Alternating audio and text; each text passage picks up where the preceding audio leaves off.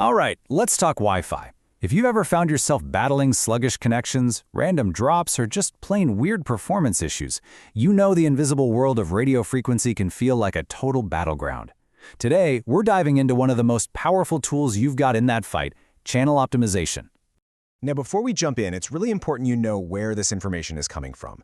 This is part 6 of a massive 20-part series, and it's all based on a super detailed technical guide from the pros at RFI Detectives, who are part of Virtualization Options LLC. So we're pulling this straight from the experts. So, here's our game plan. First, we're going to cover the single most important idea behind channel selection. Then, we'll dive into the chaos of the 2.4 GHz band. After that, we'll explore the much bigger, but also trickier, 5 GHz frontier. And we'll wrap up by talking about why this is something you have to do constantly, not just once. Okay, let's get right into it with our first section, the foundational principle. Seriously, I can't say this enough. If you really get this one concept, you are already halfway to building a rock-solid, high-performing wireless network. And this quote from the guide says it all. This isn't just a good idea, it's the bedrock of solid Wi-Fi. Effective channel selection is foundational to minimizing interference and maximizing wireless network performance. Everything else we do flows from getting this right. So here's the bottom line. Thinking about your channels isn't something you do after a problem pops up. Nope, it's your #1 proactive strategy. It's how you design a network to be tough from the get-go. This is your first and your best defense against radio frequency interference. All right, let's see this in action. We're going to start by teaming the 2.4 GHz band. And look, anyone who's worked with it knows. It's noisy, it's crowded, and you have to follow some very strict rules if you want things to work at all.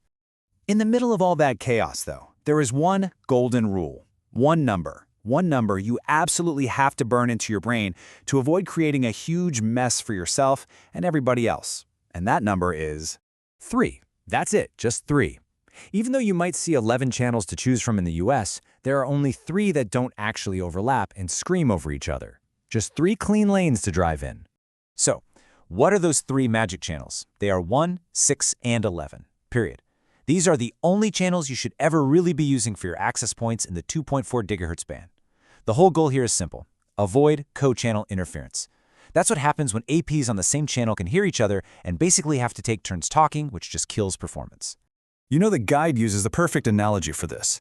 Think of 2.4 GHz as a really crowded highway with only 3 usable lanes. If cars start straddling the lanes or trying to drive on the shoulder, you get total gridlock, right? By sticking to channels 1, 6, and 11, you're staying in your lane and letting the traffic, your data, flow smoothly. Okay, let's leave that traffic jam behind us and hit the open road of the 5 GHz band. We've got way more room to breathe here, but that doesn't mean we can just ignore the rules of the road. There are new ones to learn. This side-by-side really tells the story, doesn't it? On the left, you've got 2.4 GHz, just those 3 channels, tons of congestion, and your main enemy is co-channel interference. Then you look to the right, 5 GHz, a whole bunch of non-overlapping channels, way less congestion. But a completely different challenge pops up, DFS, which means radar detection. So you see that, and it's pretty easy to think, awesome, more channels means fewer problems. But is it really that simple? Yeah, not quite. The big catch is something called dynamic frequency selection, or DFS for short. See, a lot of those extra channels in the 5 GHz band are actually shared with really important stuff, like weather radar. If your access point hears a radar signal on one of those DFS channels, it is legally required to shut up and move to a different channel immediately. Let's go back to our highway analogy.